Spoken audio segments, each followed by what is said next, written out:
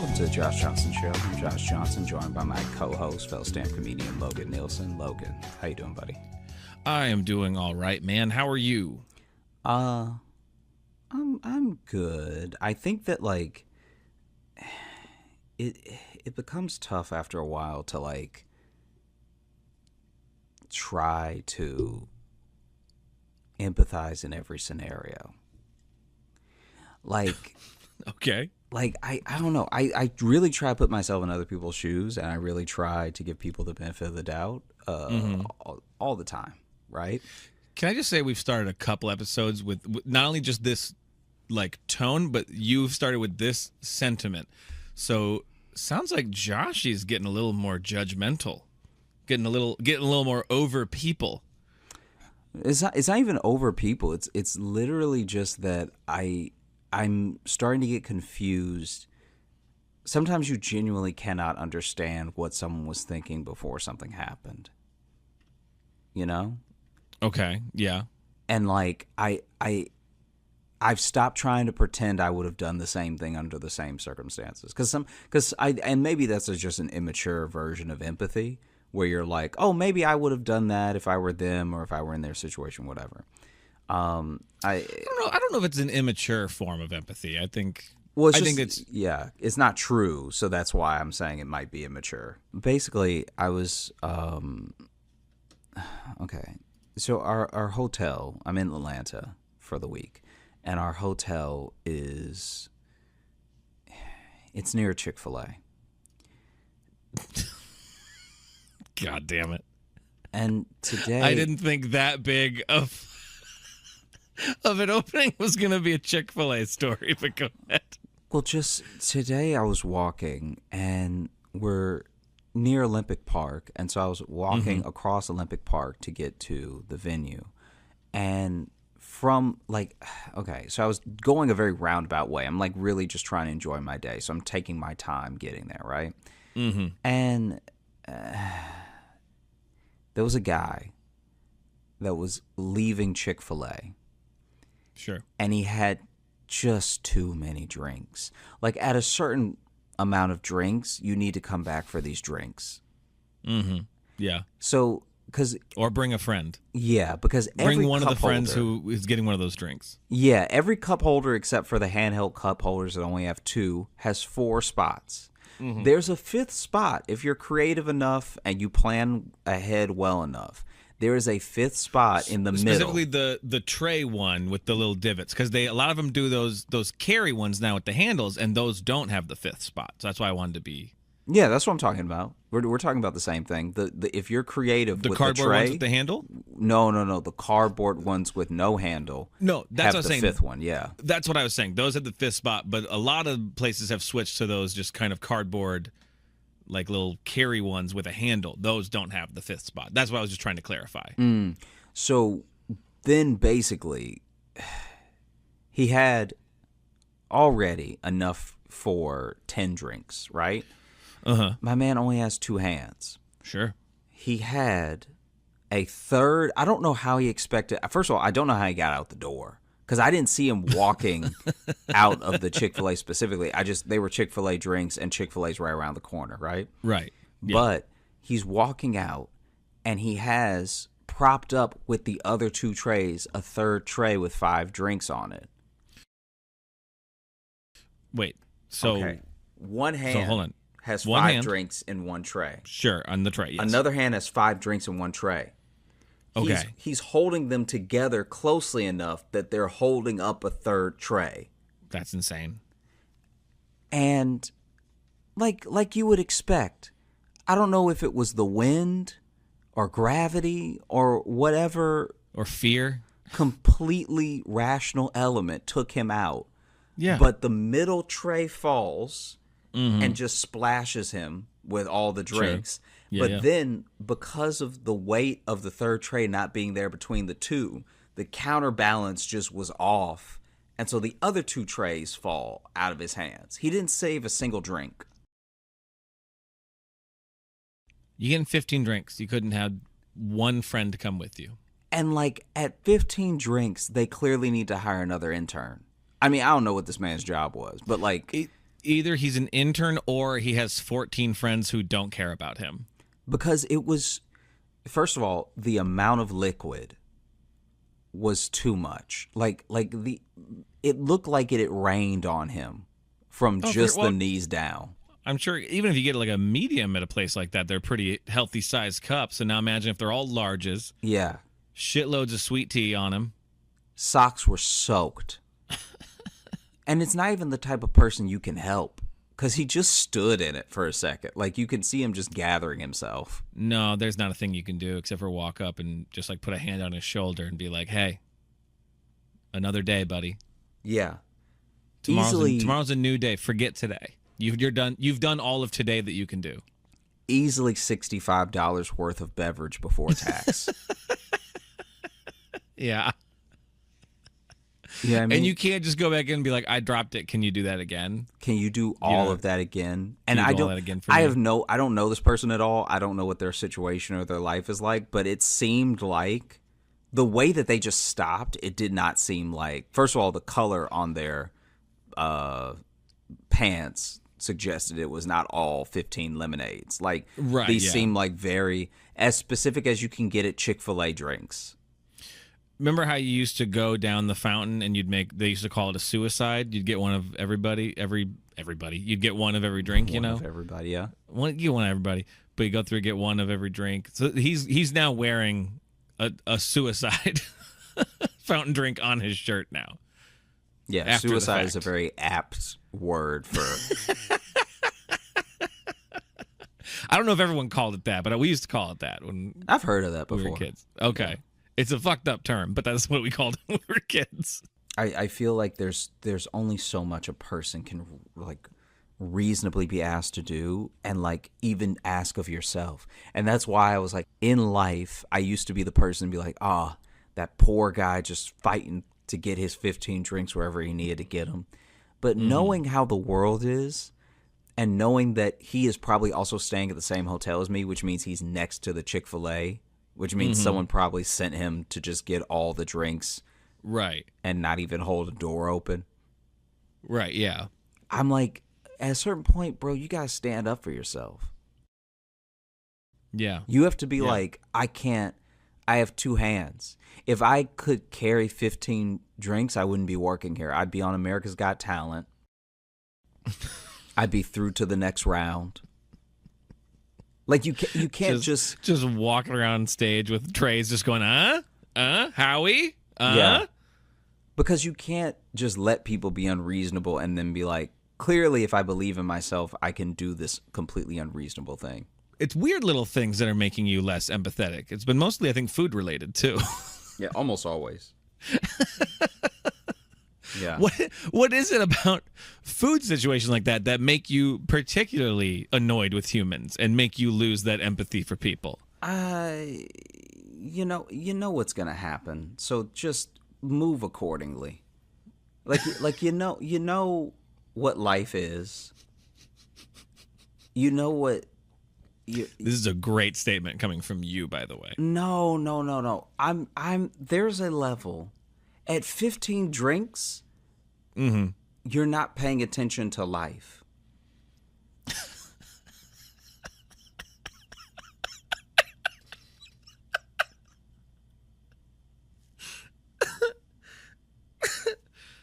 I just love the profoundness of this. No, but this beverage run, the profound effect this beverage run had on you.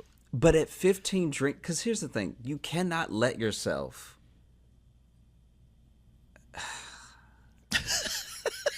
You can't let yourself become a slave to someone else's delusion, right? Right, yeah. So if someone is like, oh, hey, go out there and bring me back 15 drinks with your bare hands, no matter how much you love them or this job or believe in them or yourself, reality is going to have a check-in with you at some point.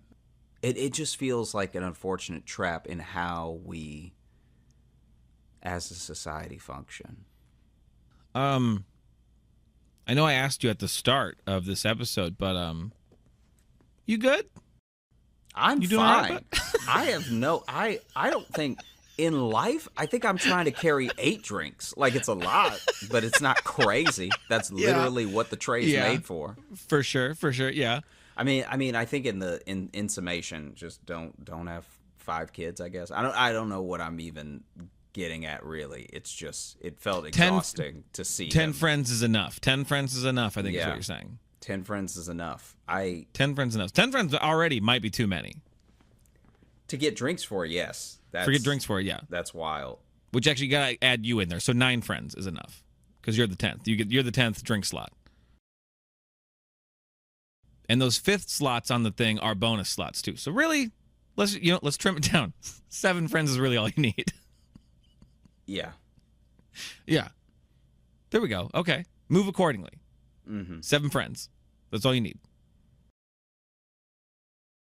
3.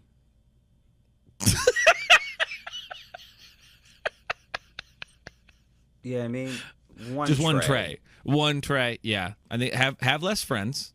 Have less friends, be less sticky. Well, it wasn't until I finished saying it that I didn't like it. How are you? I'm doing okay. I'm all right. I want to tell you about something that happened to me the other night. Didn't really happen to me, but it was something I had to deal with for a second. I think I've talked before how I'm a substitute teacher, but I run a theater department. So I work with high school kids directing a play right now. We had rehearsal last night. Last night was Halloween night too, so people are out and about. Stuff's happening. But I'm having rehearsal with my kids, and then as we're finishing up, suddenly a bunch of my kids, their phones start blowing up from their parents, and all the messages say are like, "Don't leave school alone, leave in groups." Like, that's all we're getting. So alarming messages, to just like vague alarming messages, very horror movie messages from parents. And then we get like finally someone's like, "Oh, they're looking for a guy who's out in town." Like the police are looking for a guy. Keep in mind, very, very small town, right?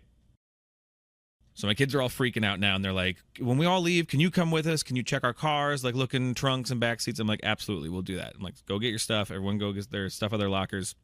I go outside, and there's like trucks driving around. People are just out and about looking, I think, for this guy too, or trying to check on stuff. And there's a parent pulling a van through the parking lot, and they're like, "Oh, are you guys wrapping up?" I'm like, "Yeah, I'm about to lead them out. We're going to check cars." She goes, "Cool." And I was like, "What's going on?" They go, "Oh, he has a gun."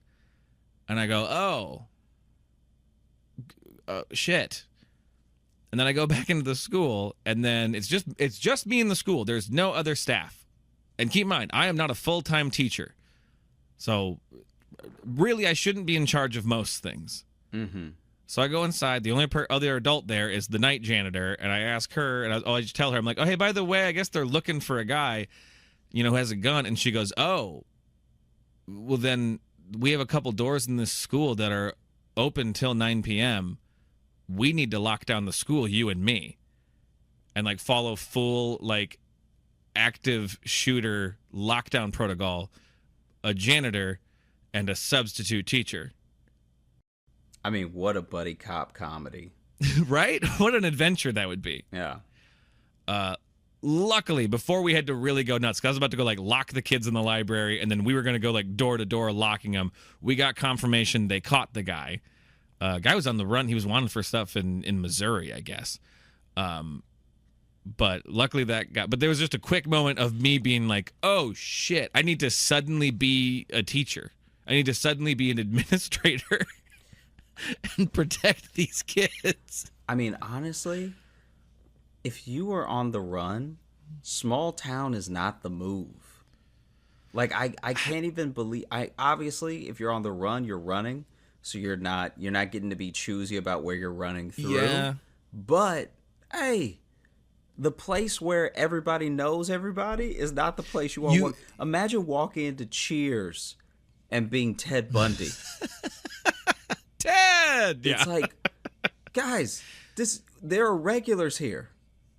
Yeah, you gotta go. I mean, where only some know your name. No, but you gotta. It's like a mid-tier town, right? If you gotta leave, you gotta flee a city. major cities have big, police task force and stuff like that. Small town like mine, everyone knows everybody, so we know when there's someone new in town that no one knows, right? Mm-hmm. You got to go slightly bigger. You got to go a mid-tier town where everyone kind of knows each other, but not well. You know what I mean? Or like at least enough people that people look like people. Like if you saw someone in passing and they look enough like somebody else that you just let them go. That would also be a good place to be. But just a small town with one high school, because there's one high school, right? Yeah. Yeah, with one high school, it's like that. You're getting caught, bro. You're done. Yeah. What you're saying is you need a high enough likelihood of there being a doppelganger. Yes, exactly. You want to maybe look like a guy maybe you've seen in passing. Yeah. Okay. I feel like when you are, I've never been on the run. I imagine you make a lot of snap decisions, which is probably why people get caught. But I don't know. As soon as you told me he was on the run, in my head, in this story, I was like, they're catching this dude. This is like, there's not that many people here. Yeah. No. Even if you put on a fake mustache, we still don't know your head. Yeah, this isn't like back in the day where you just wander into Old Town and just say like, "Oh, I'm this guy. I'm Jerry here." Any work? That time doesn't exist anymore. Not only does it not exist anymore, even the small town will have the internet. So even the small town is wait, let me just put your face next up to this wanted poster on my phone. Mm-hmm. Yeah. Yeah. Speaking of your phone, were you just going to look down at that the whole time? You keep in mind we are videoing us. Yeah, I'm trying to find something that Okay. I was trying to find something that related to your on the run thing. Oh, on the run thing. Yeah. Okay. Damn. Okay. I can't find it, but basically it was it sucks, yeah. I did all that looking for nothing. Because it's when I start telling a story and you immediately only look down at your phone the whole time, it really makes me feel like you just don't want to hear the fucking story. No, I'm always excited when you tell a story. I'm always like, oh man, I want to have a thing for when you're done, and then I. Well, that sounds more like you're excited for me to be done. No, for when you're done. I want to I'm joking. I'm joking. Oh, here's the thing with when you're on the run. Here's some on the run tips, whatever. And then there was there's some on the run. I don't know if we should though be getting into on the run tips fully. I guess, fuck it, let's do it. What's some on the run tips? Think of some off the top of your head. Off the top of my head, don't go to a small town. We got that one. Yeah. Number one, don't small town. This is another situation where not having more than 3 friends is going to help you. Less people to rat you out. Mm-hmm. Also, move accordingly. Cash is king. Cash is king. It rules everything around me. Cash will get you dollar bill, y'all. Safely into many places, just nowhere to stay. Most hotels need a credit card now. Yeah. So then there's no amount of cash.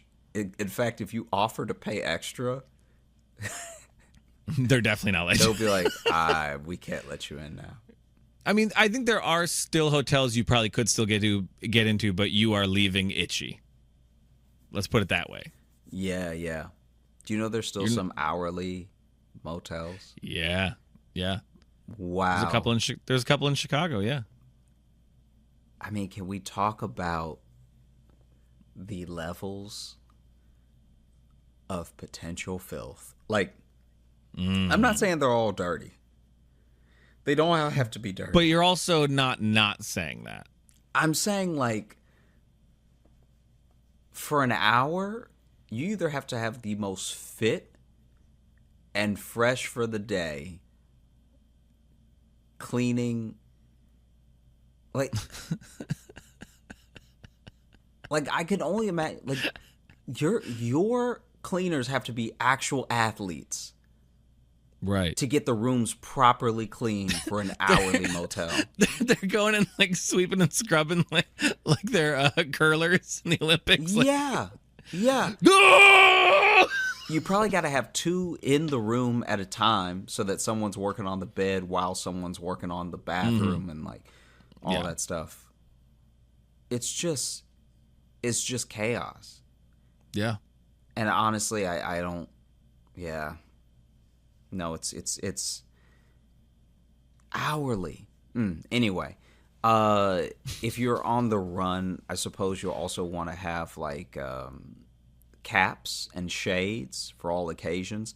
I will say that now Caps and shades for all occasions. Now you want to probably wear a mask. Yeah. A mask Like a will Halloween help. mask.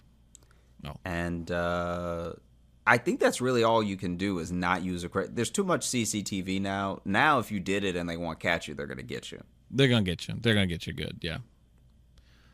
Okay, so What do you our have main on the tips: list? avoid small towns. So I'm recapping yours quick. So avoid small towns. Mm-hmm.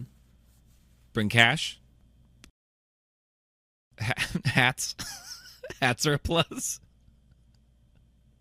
We'll go hats and masks. We'll just make that as one point. Okay. Hats and masks. I'd say probably,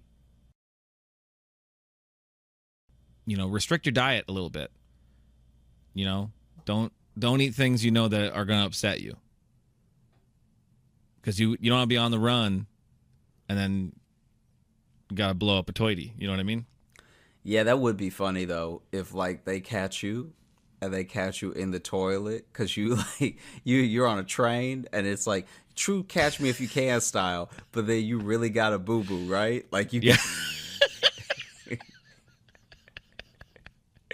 And so then you go to the bathroom and you over here just sitting there, just like and then now you brought attention to yourself because it's like, hey, why is this train car stank? And it's like, oh, it's whoever's in there. And yeah, those dogs gonna find you. You walk out and forget the hat, forget the shades. Everybody remembers you. Everybody remembers what you look like, what you wearing, because you blew up a bathroom on an Amtrak train. Yeah. So, listen. I like to eat ice cream to alleviate stress, but when you're on the run, I'd say avoid dairy. Generally avoid dairy. Avoid anything that's going to cause inflammation, right? Yeah. So then there's one second. This needs to be the healthiest you've ever eaten in your life. I'll look it up right now because now this is. I mean, people need to know the facts because there are certain foods that inflame you. Actually, I would even stay away from broccoli because if you're having any stomach issue, broccoli exacerbates it. Yes, that's true. That is true. I'd also say stay away from soy. Mm-hmm. I think that like soy and some people, there are things that there's a whole diet plan to find the foods that you're allergic to if you can't take the allergy test.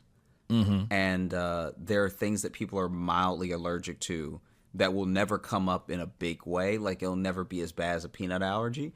But you're mildly allergic, so it's going to give you like the runs or something. I would say soy, and then you already hit dairy.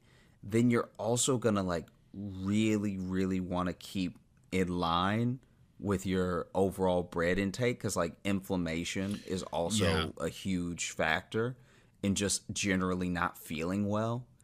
Right. What even if you eat too much gluten-y stuff, you're going to get a little sleepy. I would say go to cryotherapy, but that's just me. If you go to a cryotherapy and you go ahead and get blasted with some cold, lock out some of that inflammation. Yeah. Right? So if you're in a town that has a cryotherapy lab, clinic, I guess cryotherapy clinic. Storefront. I mean, is really just a tank. Storefront. Okay. It's really not that special. It's just sort of a tank and it's a walk-up situation as well. You really don't even need to make an appointment. All right. So a city that has an ice box, do that. Okay, so if you're going to be on the run, let's focus on the run part of it, man. You got to be, this is got to be the best shape you've been in your life. Yeah. Okay, take care of that body. Watch your diet. Honestly, going on the run might be the best thing that's ever happened to you. Honestly, going on a run might be tantamount to going on a marathon run. Like, I feel like a marathon shape, because you're going to need to run at a given moment, so you're going to need to stay limber. You're going to need to stay toned. Mm-hmm. A lot of people think that muscle tone is physique. Muscle tone is actually, the definition of muscle tone is actually how quickly your muscles can spring into action. Right. We've made it an aesthetic thing of like, oh, you're so toned is and you look cut. Right. But it has nothing to do with that. And you're going to want to stay toned.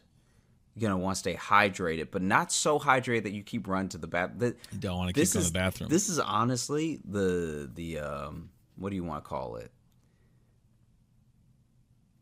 How do I describe this? This is honestly the fine line of hydration between being dehydrated and being so hydrated that you're. This is sure.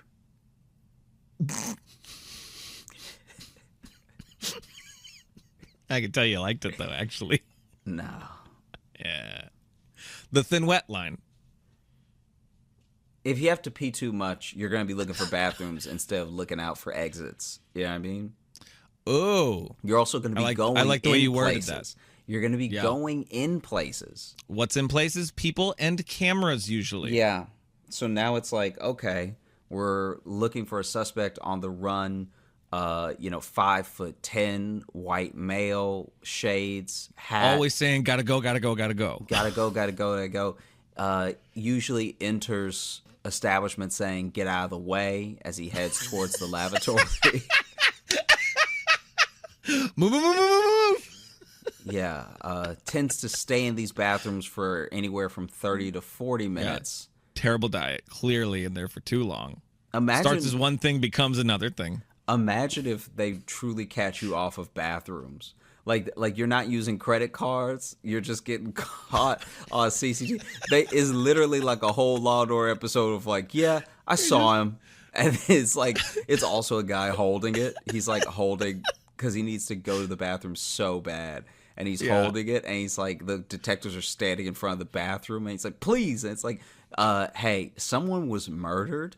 So maybe if you could help us try to find who did it. Because the cops love doing that on every cop show. They remind you the stakes for the other people, for the victims. Mm-hmm. And then it's supposed to shame you into talking to them in that moment. Right. But imagine you really got to go to the bathroom. And he was just here. And you don't know where he went, but you know he was just here. And the cops are interviewing you. And you're like, can I please go to the bathroom? Yeah. And it's like, listen, someone lost their life. And you could help us before it happens again. Yeah. Okay? No one lost their life here. It was somewhere else. But the guy we're looking for is just fucking up so many bathrooms. All right. Everywhere we go. Skid marks everywhere. We call him the Skid Marks Killer. He literally is just using the bathrooms of the people that he's killed. It's his calling card. Yeah. Well, just to see like them chasing that fugitive and having the scene where the detective puts it together, where he remembers how every gas station they've gone to that he's been spotted at, the bathroom has been taped off. Yeah. And he puts it together. Wait a minute. He lights a match every time.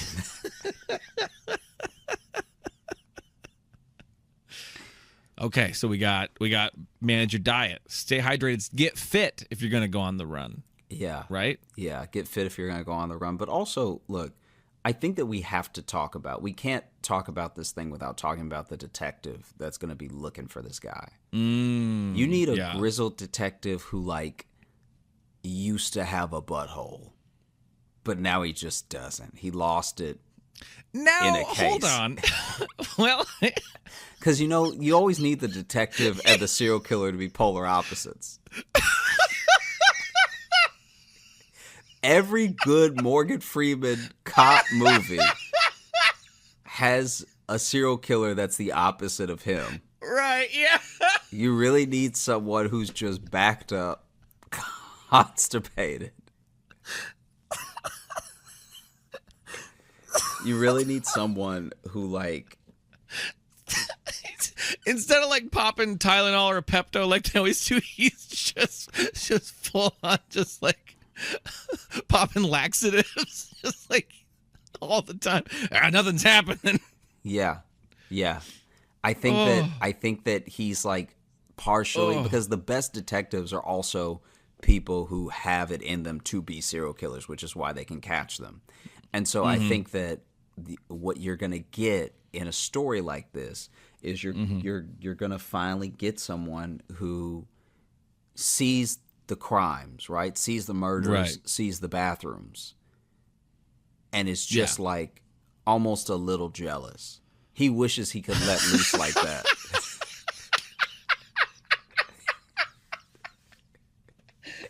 He wishes that in his life, he had the level of, like, he's too restrained, you know? He has too much control, and he wishes he could be as crazy as this guy is. Because he can't even go. He can't even go in a public one. So if like you see where this dude is like killing people and then using their bathroom. This detective, he can't even go if he's at like a baseball game, Right. and he goes to the bathroom and he really needs to like use the bathroom. He can't go because there's so many other people there. So he sees how free the killer is. Right. And there's a part of him that he'll never explain to anybody. He'll never, because he's scared of people seeing that side of him. Because once you hear from someone how much they respect or maybe even admire a killer, you're never going to look at them the same way, you know? Yeah. And so I think But he takes stuff the wrong way, though, because people will be like, God, Jackson, you're a real tight ass. And he's like, what'd you say to me? Yeah. So he gets in fights with other detectives. Nothing's tight down there. It's normal, and it comes out normal. Fuck you. And I got to be honest with you. I think that our man, our detective, I think he's having some issues that he knows, he's aware, going to bubble to the surface, and he honestly didn't even want to take the case. He didn't want to take the case at all. No, his captain made him take this case. I bet he was about to retire. Okay, he was about to retire early because he knows if he doesn't, it's destroying his family. His life, his personal life is falling apart. He was about to retire to the lavatory when they were like, hey, don't go in there. We have a case for you. And he was like, I can't right now. Right. And they were like, you're the only one who can do this. Yeah. And he gets to the scene of the crime, and he's honestly shocked that someone could so maliciously and brutally violate this bathroom. Like, yeah, there's a dead person there too, but like the bathroom is really what's of concern. Yeah. And it's like a really fresh dead person too. Like they're all walking in like with handkerchiefs over their mouths, but it is not because of a corpse smell at all. Yeah, this person's been dead for like 20 minutes. It's like it just happened. It's honestly amazing they didn't catch the guy. Yeah. The bathroom, and you want to know the how you know the killer is truly unhinged? Mm-hmm. You want to know how you know that this person is like on the run but also out of their mind, like calculated enough to kill and get away with it, but unhinged enough to know that they've left the edges of society behind? Mm-hmm. Every time they use the bathroom, they take the handle with them. To the toilet? To the toilet, yeah. They steal the toilet handle so that nobody will ever be able to like use it again. I mean, you could use it again, but now you gotta, because no one really sell toilet handles like that. So do you have to replace the whole upper deck, or like that's how you know this person's a terrorist? Because like, who thinks like that? You know what I mean? Like, that's so chaotic to take the handle, because now you can't even. It's not even a toilet anymore. Now it's just a bowl of water.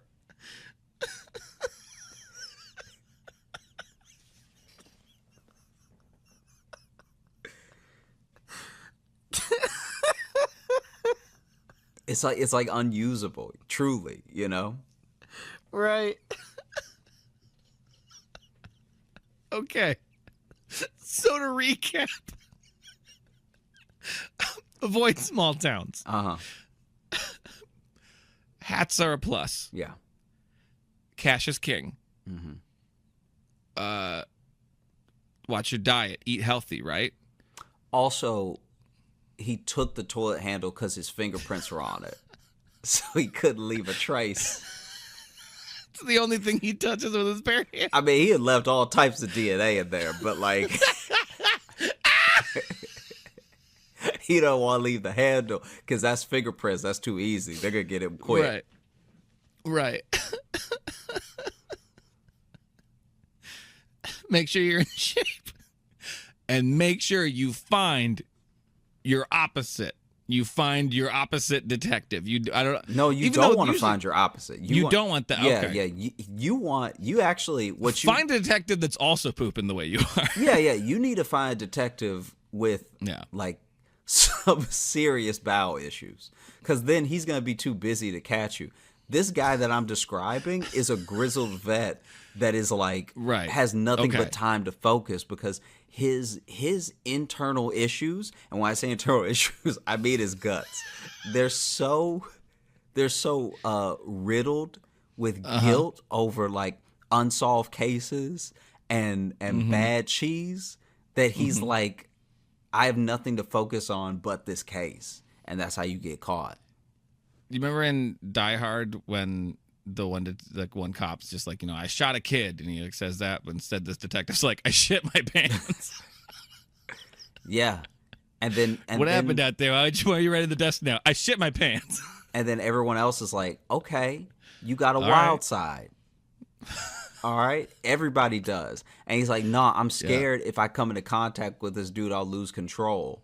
And it's like, all right, well, that's going to be a bridge that we come to when we cross it. Like, we can't not chase him down now because you're scared of what will happen. We have to be diligent. We can't be fearful, And so that's just where I'm coming from. Like, I think that this guy's like probably at least like 3 murders deep by the time we really get to know our hero detective. Because you know how like in a lot of these cop movies that with a versus the serial killer thing, what they will end up doing is they will be spending all this time. The first murder is how the movie starts. Then the second murder is like when the person's thinking about not taking it, right? Like half in, half out. And then there's a murder that happens. Now it's like, ooh, is that one on me because I didn't take it seriously enough initially? Then it's usually that second murder is what makes it realize, like, oh, this isn't a random thing. This is a serial killer thing. Oh, these are connected. That's usually what that one is. And the third one is the taunt. The third one is the like, hey, you can't catch me. And they left their calling card, which is no toilet handle, right?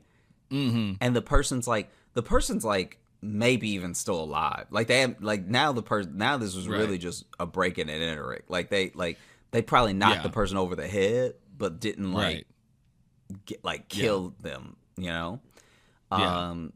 So now you don't even know what you're really trying to solve. It's like there's 2.5 murders, and then there's a bunch of wrecked bathrooms, like more wrecked bathrooms than murders now. Yeah, it starts becoming clear that the bathrooms are the goal and the murders are incidental. He's just trying to get to these bathrooms. Yeah, he probably would, and I bet you, when you dive in, because all the other movies also do this thing where if they do give you a glimpse into the killer, it's usually into like what led them to kill, unless it's exposition, and it'll probably do a flashback then to him like as like a teenager pushing someone out of the way to get to the bathroom. Yeah. And then they fell and they hit their head and they died. And that gave him a thrill though too. Yeah. He likes the the run to the bathroom. Because now he's really got to get out of here. Yeah. Like now he's under duress. Yeah. Which just makes him more stressed out. Which just makes him need to go to the bathroom more. Makes it more of an emergency. So now it's this adrenaline train he can't get off of.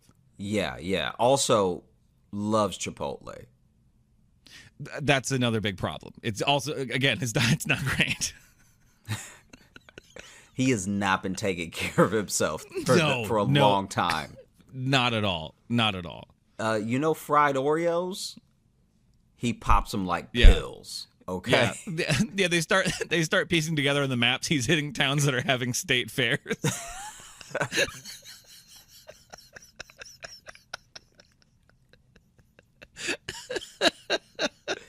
He's like eating the fried corn on the cob at the carnival, and then the other, like, the cop is standing at the entrance to the carnival. He's like, "Looks like you're out of your jurisdiction."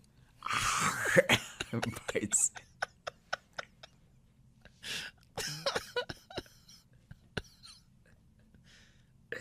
He loses him in a crowd, which is like nearly impossible because my man is like pretty big. Like he's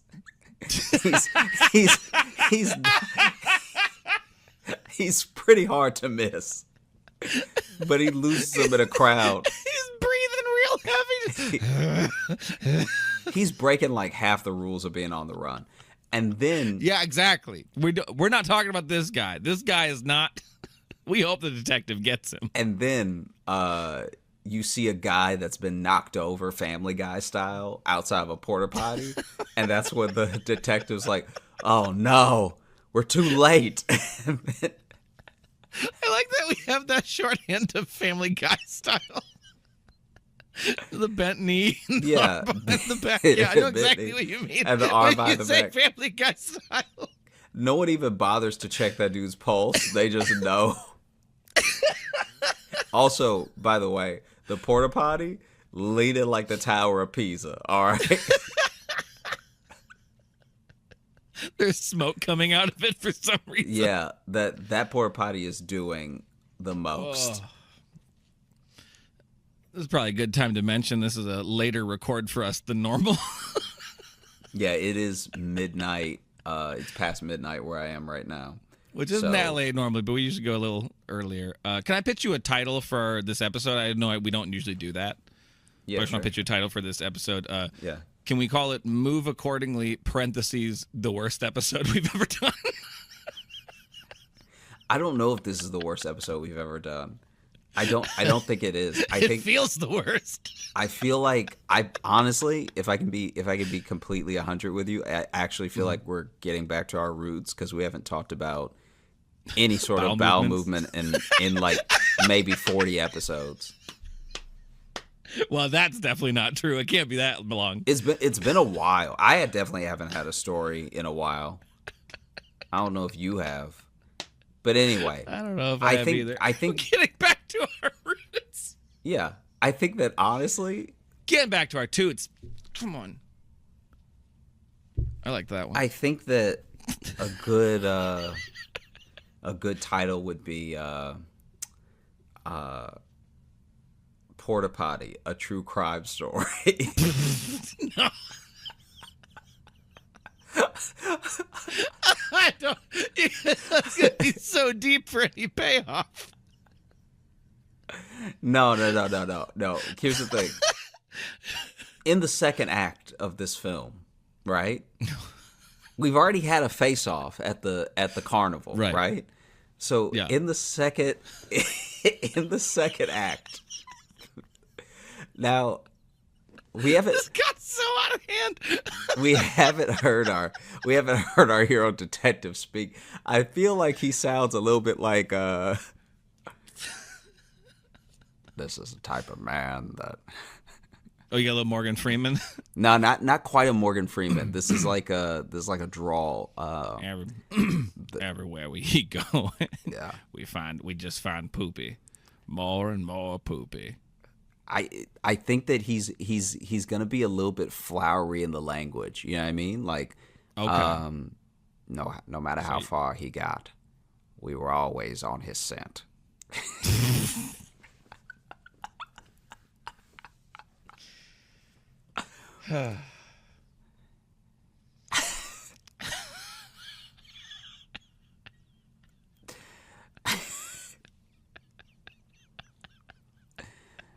We've chased him through. Wait! Stop! Yeah. Stop making me I laugh. didn't do anything. All right. We've chased him through 3 states. 5 counties at 6 carnivals.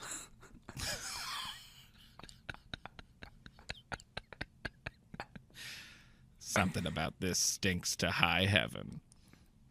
It was the Louisiana Parking Carnival where he did the most damage. 4 funnel cakes. 3 fried Oreos.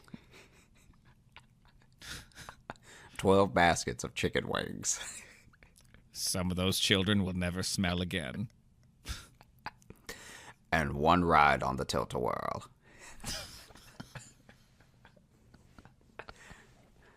Got everything in there shaken up nice and deadly.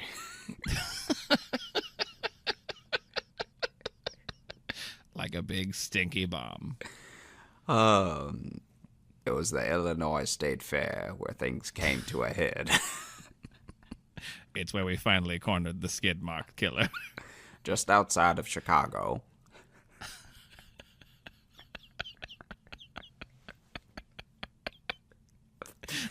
That Italian sausage did him in. He finally met his match.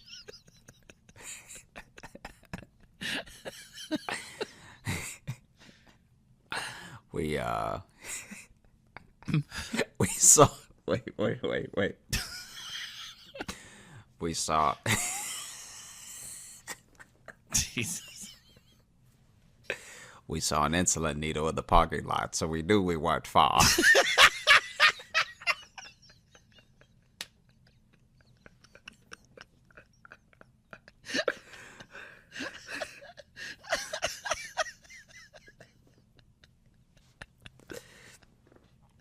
This man was trying to elude us and busted right out of his fly. The whole zipper was left next to a Honda Civic. So now you got this man like trying to hold his pants up, running through the Illinois State Farm, and like really like barreling past people, like really clotheslining people on the way, just leaving a trail of dead. All right. So the full twist is this is just a scared, clumsy man. He did not mean to kill anyone. This is just a very clumsy man. That's a great argument for the defense, but he was taking some people out. Like, oh no, I'm saying he's still going away because with that many numbers, even if it's involuntary manslaughter, you're going away for a while. I'm just saying that's the final twist when our detective finally has him cornered. I don't. I think on a cruise ship or something. Well, this is the thing. I think he manages beyond all hope to make it out of the Illinois State Fair, right? Right. Then he ends up going to Walmart. he's got him cornered in a Walmart bathroom. He's got him cornered in a Walmart bathroom. People running out, stampeding out of this bathroom, right? Yeah. And then he walks in, he kicks open the stall door, right?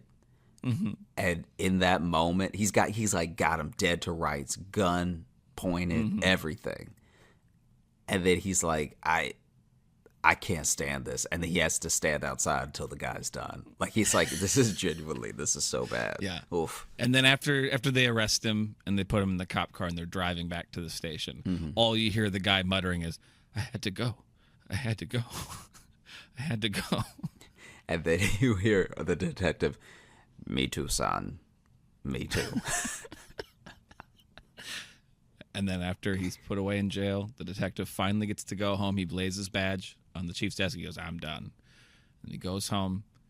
And then he goes into his house. Takes some Metamucil. Kisses his wife. Goes and he kisses the head of his sleeping son. And he goes down the hall. Into the bathroom, the door closes, and then we just hear the worst noise. It's like a buzzsaw almost. It's genuinely so bad that he does end up taking a shower after, and he takes one of the cop showers. You know those cop showers where they like slap the wall?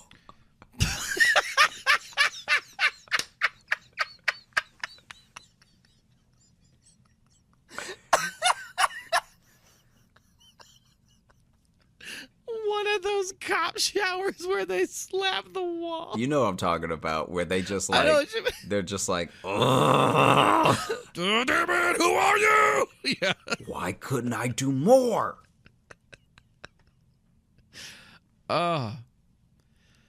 And that's the pitch we did to this studio, and they said we'd never work in this town again. To be fair, the town was Alexandria. It was my hometown, and they really don't have the funding to make a movie of this caliber, really, you know? Yeah. They also did not like the idea, but mainly also they had no budget. Yeah. Especially after that, that movie where the dance team had to save the rec center, and that was already kind of a debacle. So town never recovered. I should also point out that they weren't actually like movie producers or executives or anything. They were just like dudes we were talking to. I believe they kept saying they were parking attendants, I think is what they kept saying. Yeah. I don't know what that means, but it sounds fancy. Mm-hmm. That's a long job title, so that sounds fancy. So I assume they'd have some sort of authority. A lot of letters. A lot of letters in that title. CEO is only 3 letters. That's only 3. That's a chump. That's chump level of letters. Yeah. Parking attendant?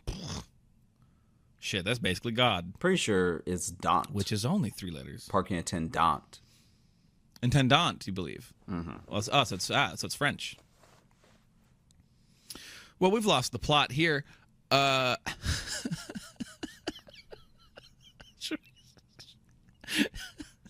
Should we open the mailbag, or are we too shameful? We don't want to bring our listeners into this. No, we can open the mailbag. I genuinely don't think this is the worst episode we've ever done. I'm kidding. I'm doing a bit. Come on now. Okay. Do it a bit. We just did 30 minutes on poop. Come on. It wasn't on poop, all right? You realize that, right? Poop is a plot device. Not even that. Are you not aware of what we made? The art that we put together? Are you seriously going to tell me that you don't think what we just did was on par with Along Came a Spider? Well, I think on par with that, yeah. Like, all right. I mean, this is how. Listen. No. You know me. That's fine. No. I'm not shooting down this. I have to be hard on my ideas to make them better, and to push for them to be the best they can be. Because I'm also not just handing this idea over to just some hired gun director who's gonna come at some Brett Ratner motherfucker who's gonna come in with no heart, no eye, no style of his own. Look, I think that sometimes when you're hard on yourself and it's something that you did with me, it feels like you're being hard with me, and then feel great. It feels like you're not proud of what we made, and that sucks. Gotta be honest with you. Doesn't feel good. Like someone looking at their phone when you're trying to tell a story.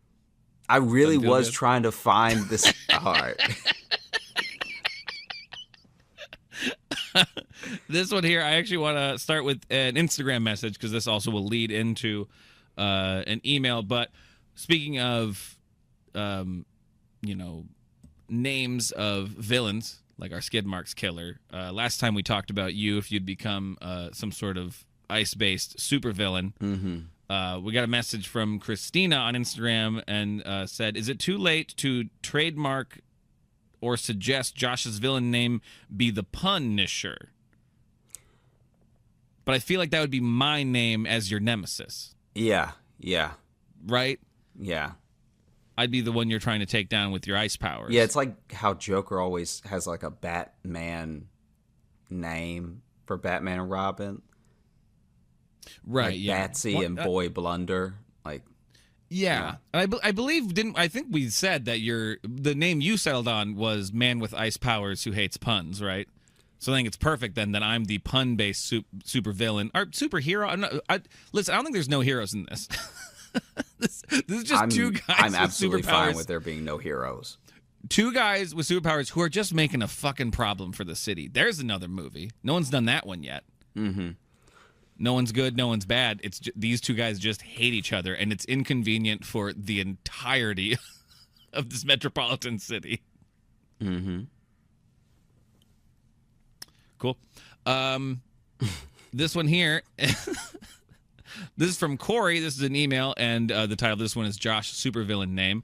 Kind of on the same theme here. Hey guys, loved the show. I thought of the perfect name, perfect supervillain name for Josh. The pun Ice Sure. I await my icy death at Josh's hands. Oh, I think I may have pulled a muscle because that one was a reach. Because pun Icer is already works, but I like that he made it pun Ice Sure. Still put the SH in there to really make it a cumbersome pun. It's pumbersome. Okay. Wow. All right.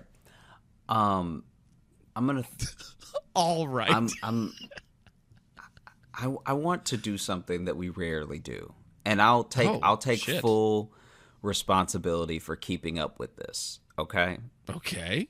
And I don't know what's gonna happen right now. By the way, to be honest with the audience, I have no idea what you're about to propose. I'm gonna take full responsibility, and I will admit that I don't know how we will keep up, but I feel like this is something where if any listener is inclined to write in, sure, and use the subject title, so we have to know, or else it will get lost.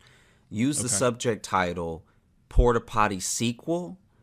I want to hear from you, the listener, what you think happens next in this trilogy.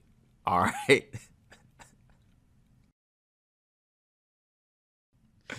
What do you think happens to our cop? Does our villain escape prison? You know? Is there a copycat? Is there a copycat? Or copy crap? Is this person's son going to take up the mantle of the bad guts that lead to the unchecked crime and chaos that terrorizes America? Who is the next set of warm cheeks to sit on this throne? So, I want to hear from you what you think happens next, because I personally had a great time doing this. I think it's very funny. I think it's a good time. And I'll even extend an olive branch and apologize to anybody who didn't like it. This is not what the show is going to become. Even I may just read them for me. Who knows? But if I could have a request to keep these outlines fairly succinct. Don't, because we get some long ass emails, and I'm worried I'm going to get like a full script treatment. Yeah. For this just sequel. Remember that what you send us will not get made. It will not get made. And if I get bored, I'm going to stop reading it.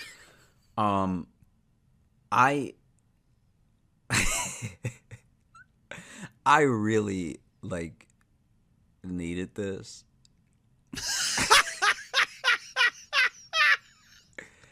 And so once again, I hope that even if this was much like our killer, Josh had to expel some demons.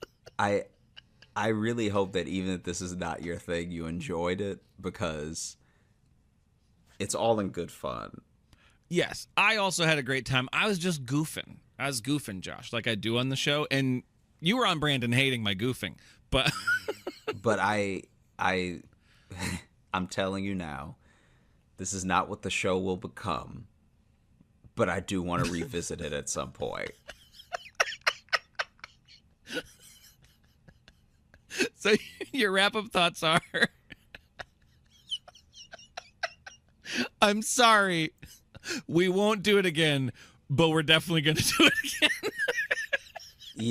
Yeah. Perfect. I love that. I think that's a great. I feel like that's very reasonable. I think it's reasonable. Yeah. We do this every week. Who knows? Who knows what stories need to be told? Yeah.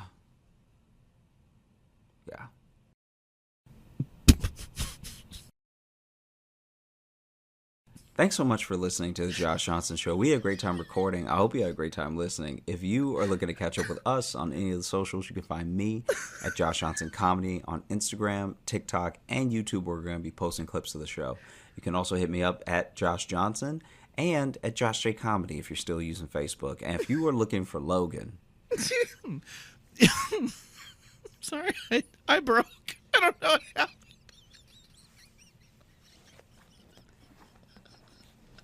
It was just you going, yeah. It's just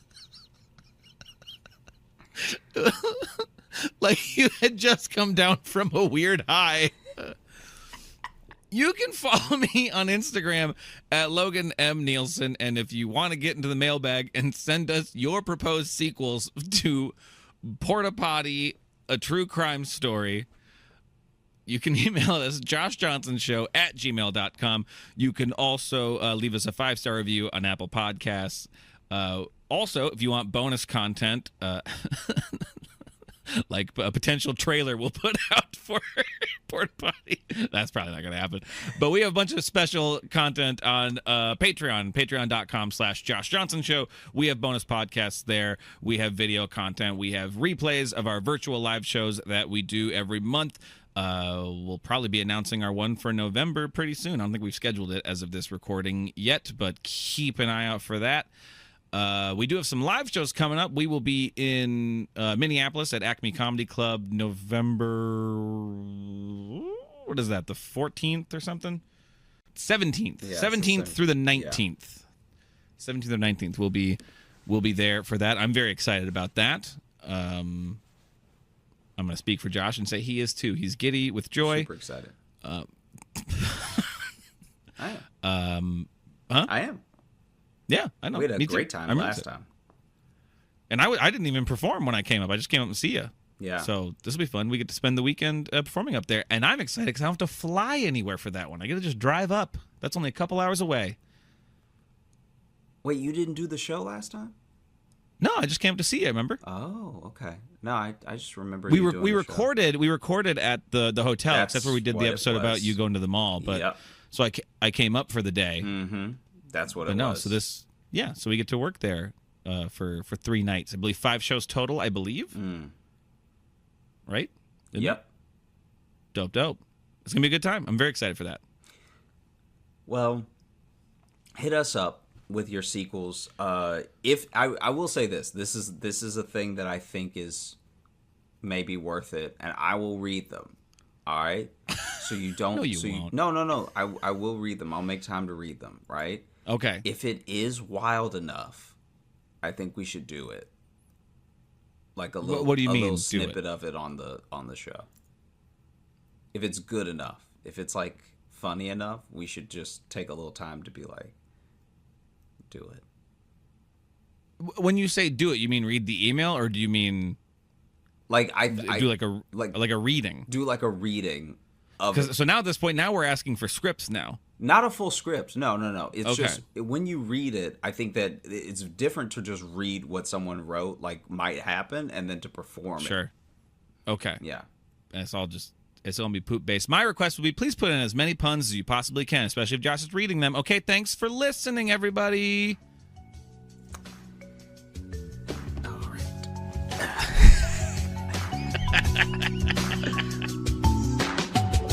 Hey, thanks so much for watching. Please like and subscribe. It really supports the channel. Hit the bell notification because apparently it's the only way YouTube will tell you that something happened. And just tell a friend. That's the biggest thing you could do. Just tell one person in your life that you like, maybe you don't like, that this video happened to you. We release the podcast every Thursday on all the podcast apps, so you should find us there and subscribe on those and comment and leave reviews and whatever on all of them. And also, if you want bonus stuff, you can join our Patreon, patreon.com/Josh Johnson Show. We have bonus podcasts and videos and stuff there, and we'd love to see you.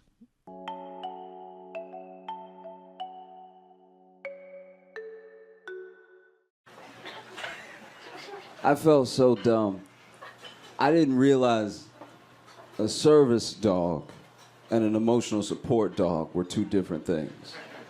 I knew they were different because the names are different, but I didn't realize in which ways they were different. A service dog is trained. That's a trained animal to take care of the person that has the need that they help with. An emotional support dog is just a dog you feel a connection to that you just get to emotionally support. The dog doesn't have a choice, really. The dog is... You just roll up on a dog one day and you're like, I'm gonna tell you everything. That's... Wow, I did not know. Had no idea.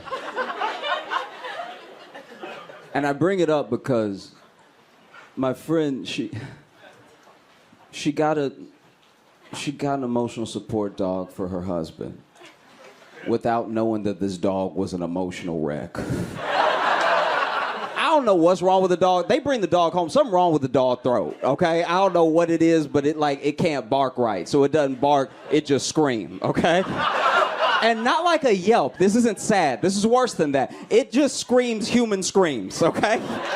So the dog, I was on the phone with her, heard the dog in the background, and the dog was like, oh! That's just all the time. That's all day what the dog does. Non-stop. It's crazy. The dog has bad nerves, and so it screams all the time. Everything sets it off. You pet the dog, it'll scream, and then it'll let you pet it, right? Because you snuck up on it to pet it. So you pet it, you're like, oh, oh, oh. It's terrible. Dog's a light sleeper, too. So the dog will be taking naps, the most Instagrammable naps you've ever seen. Just like belly up, paws down, everything. And it'll still be snoring little puppy snores, too, like, oh.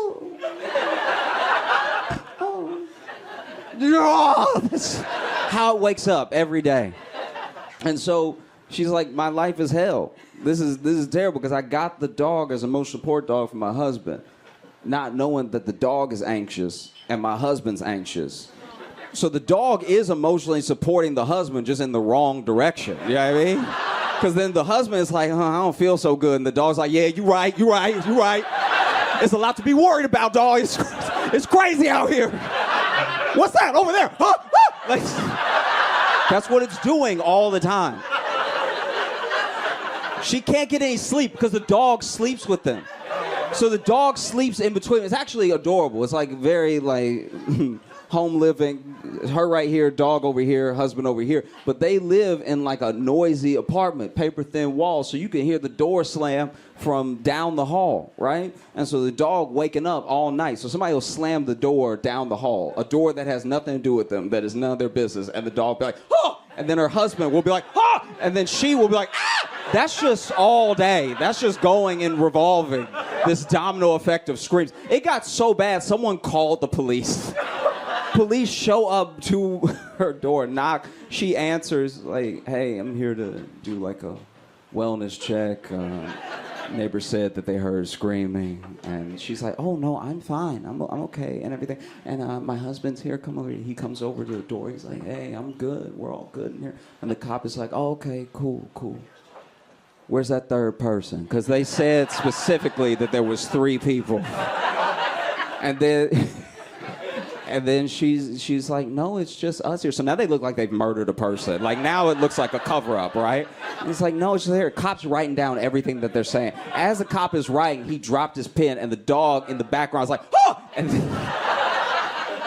the cop sees the dog and is like, and then she's like, oh yeah, that must have been what it was. I got the dog for my husband, but it turns out that the dog is anxious and my husband is anxious. My life is hell. I can't.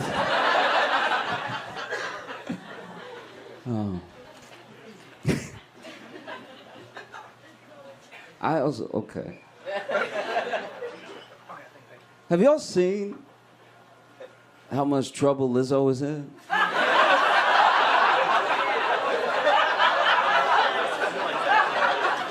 This is crazy. This is genuinely wild, you know? If you don't know, like, Lizzo has a lawsuit out that's like coming at her for like all types of discrimination and body shaming and stuff like that. And it's her fans who are like genuinely hurt. Her fans are very hurt by the whole thing. She lost 150,000 followers on Instagram alone in one day when the news broke. 150,000 followers in one day. That means even bots were like, I can't endorse this. This is unacceptable. But genuinely, I think this is the thing. I think that Lizzo's fans are so hurt because she's known to them and to a lot of the world as this like true beacon of like light, loving yourself, forget haters, embrace who you are and everything, which is why this should be a lesson to everybody in here, everyone listening to me right now. This is a lesson to all of us to never, ever become a positive influencer. Don't do it. There's too far to fall. Oh my God. I'm not even like a famous guy, but I still, in case I ever get there, tell people all the time that I can be a dick. Just to give myself some breathing room, you know what I mean? Just a little bit, you know? That way when I fall off my pedestal, I sprain my ankle instead of break my neck, you know what I mean? Because I'm human. Something's gonna happen. Somebody's gonna catch me on TikTok one day, just yelling at a United Airlines gate agent. And when I get caught, even people who don't know will be like, he always told us he was a dick. Like, that's kind of laid it all out there. Oh, it's tough. And I think that this is the reason that it's so tough for people. We do a thing that is not fair to us, and it's not fair to the people that we do it to, where we pull our role models, our like heroes, positive influences, from people that we already like from doing other stuff. You notice that? We rarely ever make an actual activist famous. You know, there are people doing the work. There are people, whatever you care about, there are people in the world only doing that thing. But instead of finding them and lifting them up, we're like, no, after LeBron dunked, he looked in the camera and said, Black Lives Matter, bitch. So I think the cops have to stop. I think that's all we need to do, really. You know, we can't keep doing this thing where we conflate talent for character. You know, you got to be very careful. Be very careful of the people that seek power and the people that seek fame, because they're usually the same. And then we act surprised when we see their worst sides, you know. And we only do this thing with celebrities. You never do that with a regular dude with a regular job. You know what I mean? Somebody can sing, doesn't make Martin Luther King. You know? We never do it to regular people. I've never had a plumber that was so good, I was like, he must be a good dad. Like, there's something about the way he plumbed that just spelled father figure, you know what I mean? Like, the way he be pulling it out.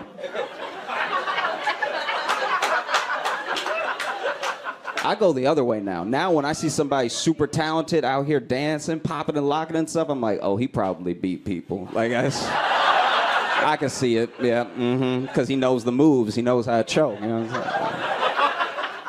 And we don't know. We don't know what happened. We can feel how we feel, but we don't know, right? But I will say, it doesn't help that Lizzo hired Cosby's lawyer. That's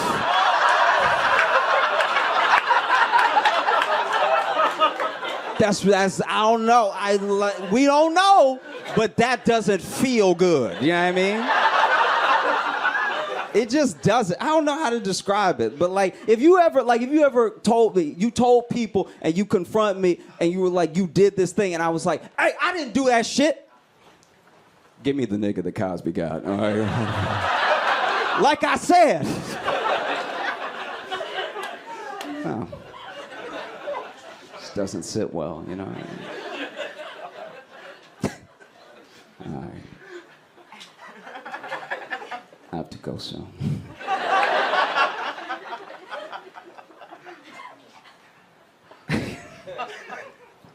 Everybody's had a gun story so far, so I figure I'll tell a quick one. I was in Texas. Texas is like open carry, you know. And so I saw these two dudes. I was in Target, right? And I saw these two dudes bump into each other, and they both whipped around. And they didn't seem angry, but they were checking each other up and down. I was like, this is some like alpha male type thing is about to happen, right? And then one was like, I see you're carrying. And the guy went, I sure am. And like, I should point out real quick that this is at the self-checkout at Target. So like, so I'm just trying to ring myself up. Like I'm over, but he over here and he over here. So I'm go get shot because I'm in between, right? You can't have a standoff with somebody in the middle. No Western has ever done that. You know what I mean? So I'm like y'all, please, we are in Target. And so then he's like, I sure am. And the other guy's like, so am I. And the guy who did this goes, oh my God, we have the same gun. Oh my God, that's so tough. They both pulled out their guns and they both had the same like camo print, everything. I was like, wow, what an adorable outing. You all were so great. Thank you so much. I'm Josh Johnson. I just want to be fun. Like, I'm not fun. As a guy, I'm not a fun guy. I want to be so bad.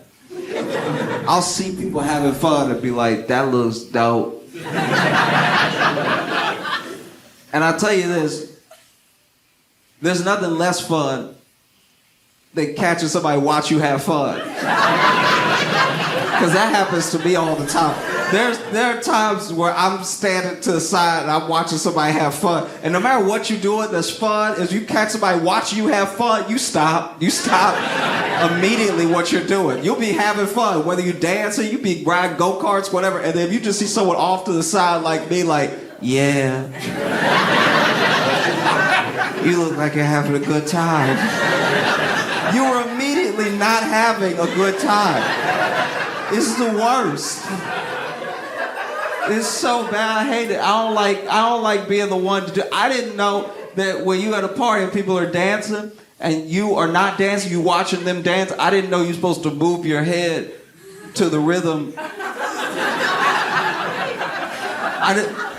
I didn't know you're supposed to move your head to the rhythm side to side. I didn't know that's what we were doing. Like when people are dancing and they're over there, you're like, yeah, I didn't know it was that.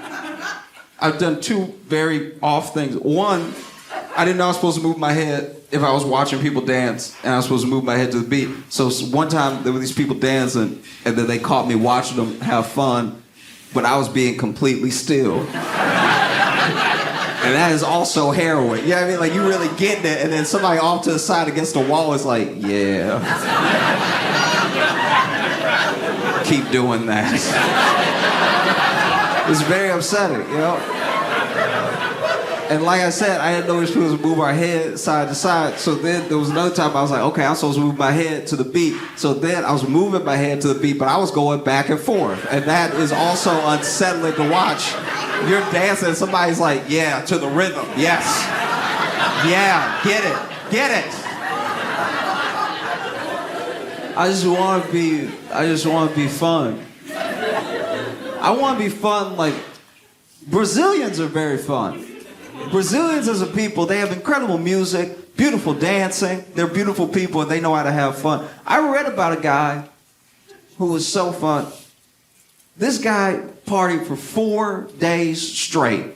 4 full days apart. He partied from New Year's Eve well into the new year. So first, then 3 days. He partied for 4 days straight without realizing he had been shot in the head. That's a fun guy. That's a very, very fun individual, you know? This dude got shot in the head and went to more parties and was more fun. If I get shot, I don't know about y'all, but if I get shot in the head, I die, all right? Maybe that's just how I was raised, but like, I don't get shot in the head and keep carrying on twerking. I go to another plane where the mortal coil cannot follow, all right? This dude got shot in the head and went to more parties and was progressively more fun per party. If I get shot in the head, that is everybody's problem. I'll tell you that right now. If I got shot in the head tonight, we are all going to the hospital. Please believe me. And I will be calling out individuals if I see you trying to peel off. I'm like, no, Cindy, I need you. This man was shot in the head. And we don't even know the circumstances of him getting shot in the head. I was reading about it. Nobody knows this. Okay, I came up with some theories because no one knew. I think that maybe, you know how guys can be at a party, you're out here dancing or you're walking with your drink, somebody bumps into you, doesn't apologize. Now we have a problem, right? So now you get nose to nose trying to get them to apologize. Then you get loud and everybody's watching. And then you get like fully, you know like when dudes do this, like this full on in my face, our noses are touching. This is always weird. Anytime I see this, I'm like, y'all should just kiss. It would make more sense if you kiss right now. Because this is the thing. If he's here and I'm here, he could still really, he could choke me, he could do anything, right? Like, this is real fighting could happen right here. Here, you're a little too close. Here, there really isn't anything you would punch us if you punch me right now. And so maybe, you know, they got into it. They got nose to nose or whatever. They were ready to fight. And then maybe this dude was like, what you gonna do?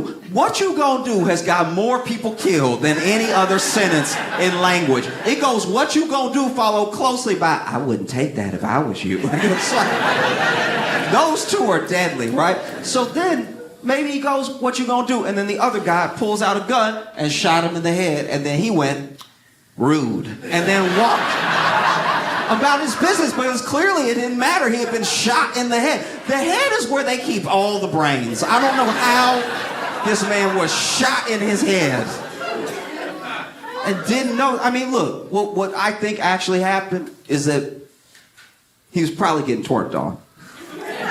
Twerking is very distracting. If you're getting twerked on by the right person, you won't notice anything else happening in the room. He was probably like, girl, you getting it. Oh my God, you really getting it. You really getting it. Don't worry about that. That's just a loud noise, baby girl. Keep doing what you doing. Oh. No, it's wild. They asked him at the hospital. When he finally went to the hospital, they were like, you've clearly been shot in the head. What did you think happened? And he was like, oh, I thought I got hit in the head with a rock. That's the most shot in the head thing to say I've ever heard in my entire. You know, like when you at a party and you having a good time and everybody just starts throwing rocks. You know that common occurrence that happens at every party where everybody's having fun, we're all dancing, and then that one guy goes pebbles for everybody. You know that thing that happens all the time to each and every one of us. Thought you got hit in the head with a rock. What? Only reason he went to the hospital is that his arm was spasmic. But he didn't even go right away. He was probably getting twerked on in the moment. It was like, girl, keep doing what you're doing. Keep doing what you're doing, girl. You're really getting it. Oh my God. That's amazing. Everything you're doing is great. They finally stopped dancing after like a day. I don't know. And then she was like, where do you live? Let's go back to your place. He was like, girl, I live over there. She was like, where? He's like, I'm pointing right at it, girl. She's like, what's wrong with your arm? He's like, oh, this has been happening for 3 days, girl.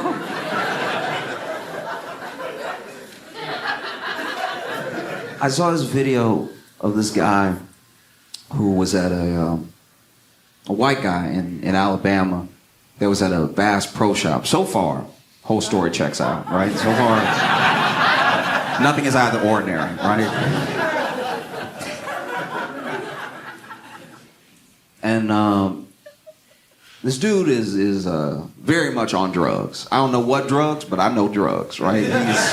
He's on drugs. Now, the story starts in the parking lot. He drives up to the Bass Pro Shop, and he immediately drives his car into a light pole at the Bass Pro Shop in the parking lot, and then he backs up and does it 8 more times, chops it down like a tree, right?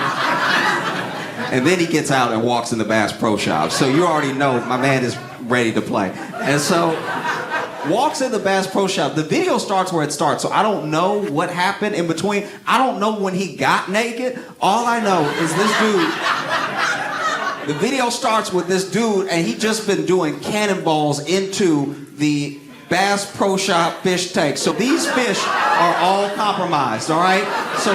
So he is doing naked cannonballs over and over again. He getting deep, and I like this thing. I'd like to think they called the police when he got naked, but maybe they didn't. Maybe they were like, let's see what he does. And so my man is just climbing up, dunking, and then you can tell he's on drugs because he's speaking drugs, right? Because then in the video, he swims to the front of the tank and he's like, and when I heard that, I was like, that's drugs. That's not the native tongue of any land. And so the police come. So now we're going to switch for a second from people recording him on their phones to the police body cam, right? So police show up. They see him in the fish tank, and they see him. And he waved to them. It's not really phased. And so then they are trying to figure out how he got up there. So then they go ahead and they start climbing up some of the rocks, right? So then they turn, police body cam. They turn, and when they turn to him in the tank, he's gone. And so you're like, okay, he on drugs, but is he magic? Because that's a different situation. Can you imagine if a magician is on drugs? David Blaine already like that. Imagine David Blaine on drugs. That'd be a problem. Make you feel like you on drugs. And so then he's gone. He's gone because even though he's on drugs, he had the presence of mind that, hey, that's the police. They probably won't talk to me. And so then he jumped out of the tank. But the tank is like 18 feet high, right? So this man, naked, jumped out of the tank just onto the ground, and he landed Family Guy style, right? So this dude has knocked himself out on the ground, right? And he laying over here like this, like he just fully passed out. And you can even hear a cop through another cop's body cam turn, and he's not there, and then they see him on the ground, and you hear another cop go, oh shit.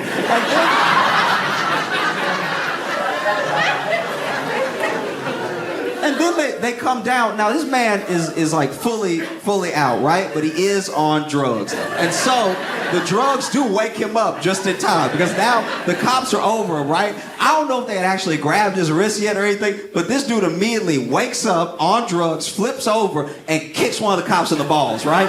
So that cop goes down. I don't know the code for it, but he's not getting back up for a minute, okay? And now the cops are all have bent knees because they're like, okay, we got a live one here. Like, he got a lot of fight in him, right? And I almost never feel bad for the police. But in this instance, I'm not gonna lie, I feel pretty bad for those officers because they try to catch a dude who is on drugs and naked and wet, so he is very hard to catch. Basically impossible. Because every time they grab this man, he over here like, no, no, thank you, no jail for me, no. And he's slippery as a fish, so they really can't get a hold of him.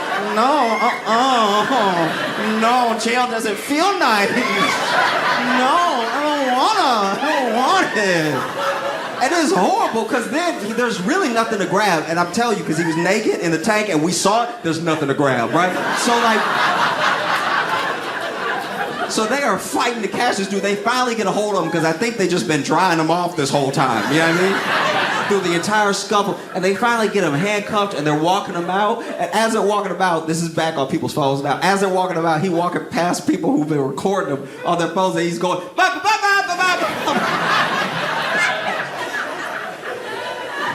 Now this next part is not on camera. I had to read about this. They take him outside, they put him in the back of the cop car, and this is the first time where even though he is on drugs, he's not having a good time. Because now he in the back of the cop car going, this feels unfair.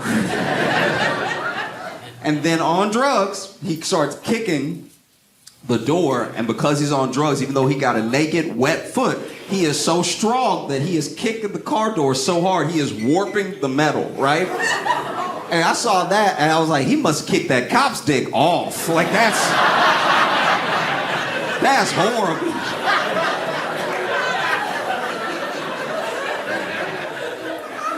Police had to come out and make a statement the next day where they were like, we hope that his actions on camera will lead to better decisions in the future. Also, we expect Officer Ortiz to make a full recovery.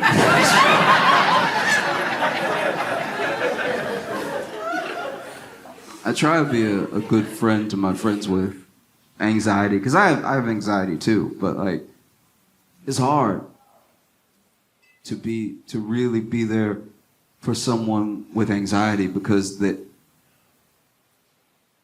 right. Do you know what I mean? Like, if you ever really listen to an anxious person talk, they're making some very salient points. Like, their points are actually so good, it's starting to jack up my anxiety, because I was like, fuck, I didn't think about that. Oh no! That's the worst.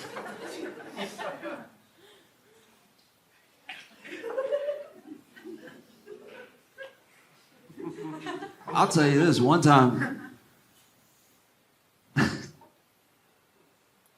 a friend called me, and he was not doing well at all. And he was telling me how he wanted to, end it and everything. And then just started describing to me everything that was wrong in his life. And as I listened to my friend, I realized that we had the same life.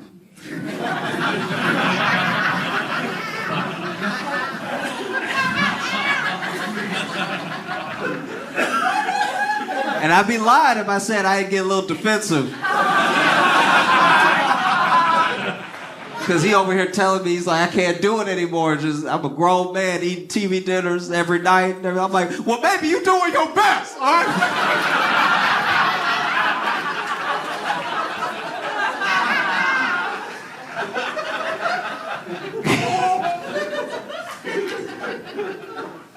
It's like I'm doing open mics every night to a bunch of people who just feel like I'm bothering them while they try to watch the game. I'm like, well, maybe you're going to get better one day.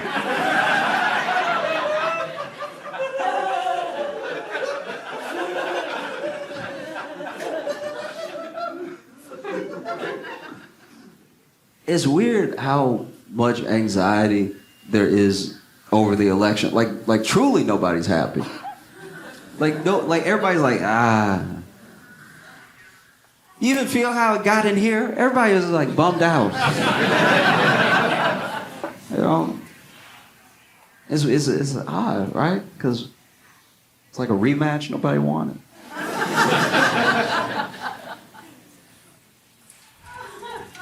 It feels really, really crazy. That's why, if I'm being honest with you, I try to think a lot about how to solve big problems, right? And I'm not a doctor. I'm not an engineer. I'm not even helpful, all right? But I think about how to solve big problems.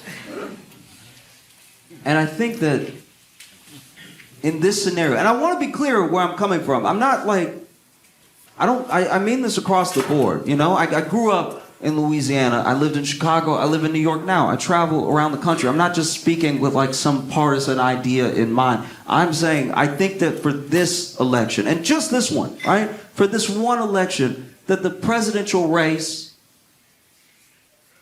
should be a race.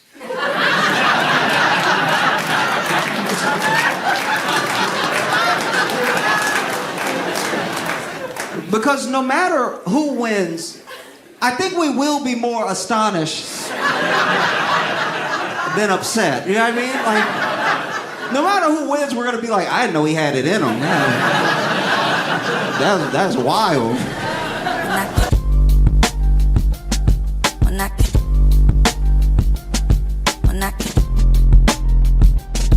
Mira.